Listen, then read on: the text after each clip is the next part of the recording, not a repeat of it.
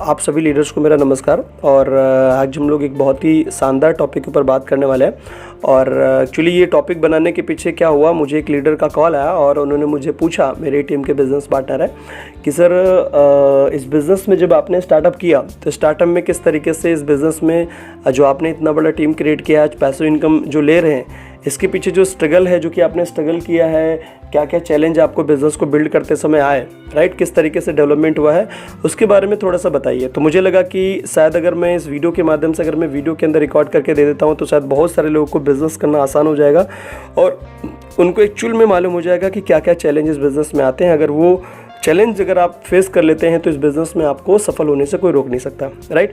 दूसरी बात है सर, एक चीज़ मैं आपको बताऊंगा कि ये जो वीडियो हम लोग रिकॉर्ड कर रहे हैं, कोई भी ये मोटिवेशन वीडियो नहीं, इस वीडियो के अंदर पूरा परमानेंट बात कर रहा हूँ, जो कि इस बिज़नेस में परमानेंटली वो चीज़ें आपको आएंगी ही आएंगी।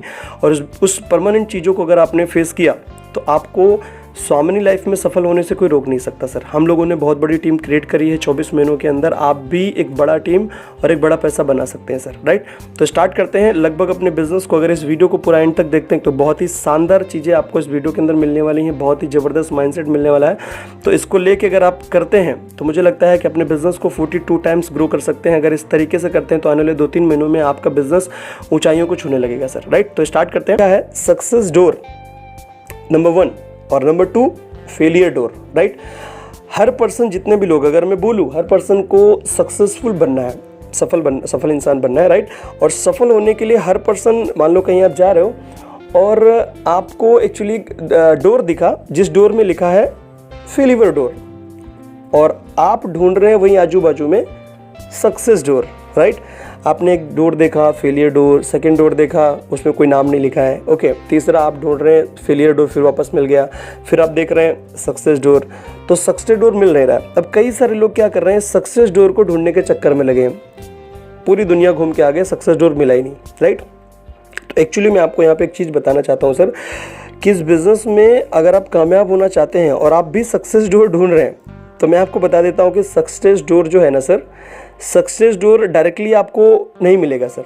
अभी सक्सेस डोर थोड़ा सा समझते हैं। इस बिज़नेस का सबसे, जो मैंने नंबर 2 पे दिया है, फेलियर डोर। तो फेलियर डोर का मतलब अपने बिजनेस में जब हम इंटर करेंगे अंदर, तो इंटर होने के बाद पहला आएगा फेलियर। और जब फेलियर डोर के अंदर जब आप इंटर कर रहे हैं, इंटर करने के बाद उसके अंदर आपको पहला फेलियर डोर देख के आपने अंदर इंटर किया, इंटर करने के बाद उसमें स्ट्रगल भी है, उसमें रिजेक्शंस भी हैं, ये सब चीज़ों को फेस करते करते उसी डोर में, जो कि फेलियर के अंदर, जिसके अंदर हमने इंटर किया है, पहला डोर फेलियर जिसके अंदर हम गए, सेकंड डोर रिजेक्शन, जो रिजेक्शन आपने फेस करने हैं आपको उसके अंदर, राइट, सेकंड थर्ड उसमें स्ट्रगल भी है, राइट। ये सब चीज़ करने के बाद उसी में से चौथा या पांचवा जो डोर आपको मिलेगा ना, वो है सक्सेस डोर। अभी प्रॉब्लम क्या है, हम लोग कहाँ ढूंढ रहे हैं, बाहर ढूंढ रहे हैं success door, success door, success door. लेकिन मैं आपको बोलता हूँ कि सक्सेस डोर आपको फेलियर डोर के अंदर ही मिलेगा सर। तो आप बिल्कुल भूल जाइए कि सक्सेस डोर कहीं मिलेगा। तो हमें क्या करना है कि जब हम बिजनेस के अंदर बिल्ड कर रहे हैं, तो ये जो फेल हो रहे हैं ना, तो फेल होना मतलब फेलियर हो रहे हैं। लेकिन अभी इसी में से 2 चीज़ें होती हैं, 2 टाइप के लीडर। एक लीडर फेलियर को टेम्परेरी समझ लेता है। टेम्परेरी मतलब कि चलो आज मैं कर रहा हूँ, आज मैं फेल हूँ और आने वाले फ्यूचर में हम सफल हो जाएंगे। फेलियर को टेम्परेरी समझ रहे हैं। कई सारे लोग इस बिज़नेस में जो फेल होते हैं ना, वो फेल होने के बाद में इस फेलियर को एक्सेप्ट करना मतलब परमानेंट हो जाना।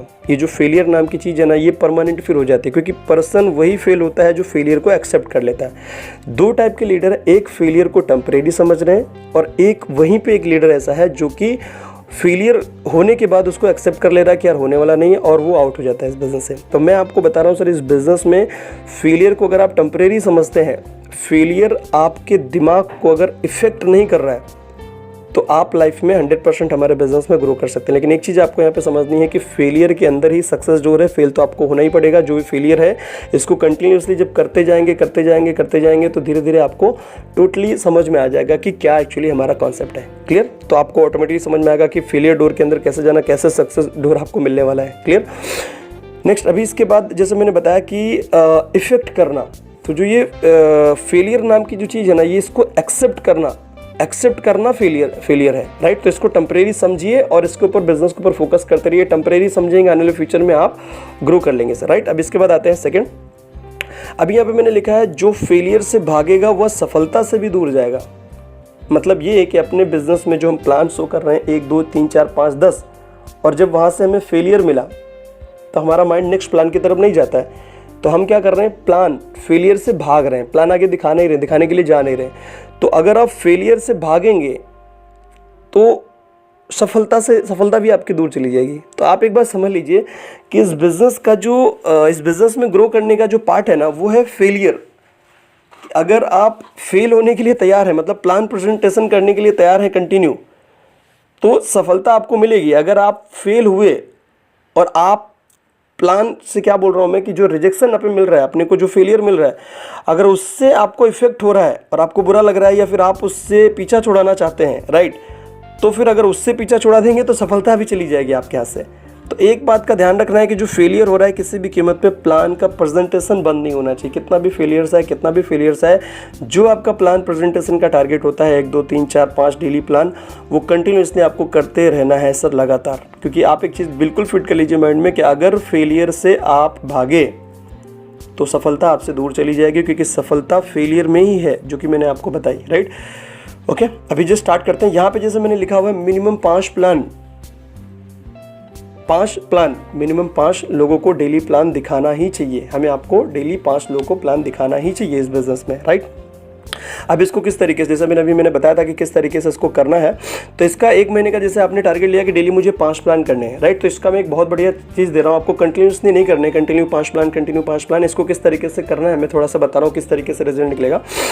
5 प्लान आप दिन में एक दिन में 5 प्लान आपने करे, सेकंड डे भी 5 प्लान करिए आपने, राइट। तो 2 दिन आपको प्लान करने हैं और उसका तीसरा दिन आपको इन किए हुए प्लानों में से दिमाग लगाना है कि किस पर्सन से हमें पेमेंट लेना है।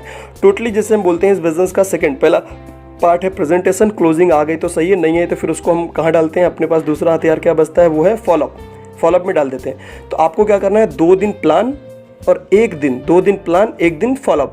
आपको उन किए हुए प्लानों को किससे पेमेंट लेना है, किसको कैसे करके हम अंदर ला सकते हैं अपने बिजनेस में, उसके बारे में पूरा दिन आपको सोचना है और उनको फॉलोअप करके अपने बिजनेस में लाना है। तो डेली इसको कैसे करना है, 5 प्लान 1 दिन, सेकंड डे, मतलब 2 दिन आपको प्लान करने हैं। मान लो अगर 5 का आपका टारगेट है, आप ज़्यादा भी कर सकते हैं, मैं ये मिनिमम बता रहा हूँ। 2 दिन में 5 प्लान करने का मतलब 10 प्लान आपने 2 दिन में करे। तीसरे दिन आपको इन 10 लोगों को किस तरीके से अंदर लाया जा सकता है, इसके ऊपर काम करना है। मतलब मैं आपको ये नहीं बताना चाह रहा हूँ प्लान आप करते चले जाइए, तो पता चला कि सब प्लान ही करते चले जा रहे हैं, फॉलोअप रिजल्ट आ ही नहीं रहा है, राइट। तो अपने को इस चीज़ के ऊपर ध्यान देना है थोड़ा सा। ओके, तो 5 प्लान जो करने हैं वो करके इसके ऊपर फोकस करना है, राइट। सेकंड, जैसे मैंने बताया किस तरीके से करना है, इसी तरीके से करना है, तो क्या है ना, आप एक अच्छा रिजल्ट निकाल पाएंगे, राइट। इसके बाद अभी जैसे हम लोग प्लान करते हैं, तो प्लान करने के बाद जैसे कि हम लोग अभी बात कर रहे थे कि फेल्यूर आता है। फेल्यूर का मतलब अपने बिजनेस में एक चीज़ बहुत ज़्यादा आती है जो कि लोगों को पसंद नहीं है, किसी को भी पसंद नहीं है, कि जब हम लोगों को प्लान दिखा रहे हैं तो सामने वाला पर्सन हमें नो बोल देता है, ना, राइट। तो ना जो शब्द है ना, ये क्या बोल सकता हूँ मैं, कि सामने वाले पर्सन के दिमाग को ना इफेक्ट कर देता है, राइट। इफेक्ट का मतलब क्या हुआ कि सामने वाले पर्सन ने हमें ना बोला, इफेक्ट हो गया। 2 टाइप के लोग हैं, एक पर्सन के दिमाग पे वो इफ़ेक्ट करता है और एक पर्सन के दिमाग पे वो इफ़ेक्ट नहीं करता है, राइट।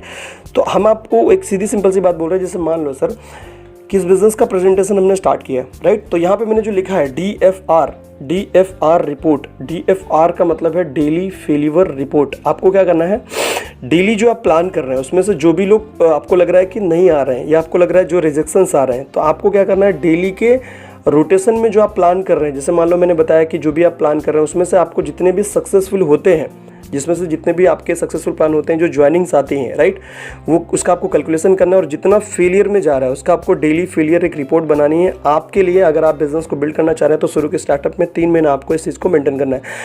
आप DFR को मेंटेन करेंगे, डेली फेलियर रिपोर्ट, अगर आप शुरू के 1 महीना मेंटेन करेंगे ना, तो आपको एक्चुअल में आइडिया आ जाएगा कि इस डेली फेलियर रिपोर्ट का रिजल्ट आपको आना स्टार्ट हो जाएगा कि इसका क्या लॉजिक है, जो कि मैं आपको बता रहा हूँ, राइट।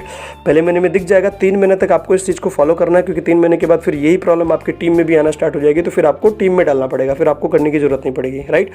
ये पूरा सिस्टम जो मैं बता रहा हूँ आपको, ओके। तो इसमें से जो ना शब्द है जिसकी मैं बात कर रहा हूँ, कि ना शब्द जो है ना बहुत ज़्यादा असर करता है, राइट।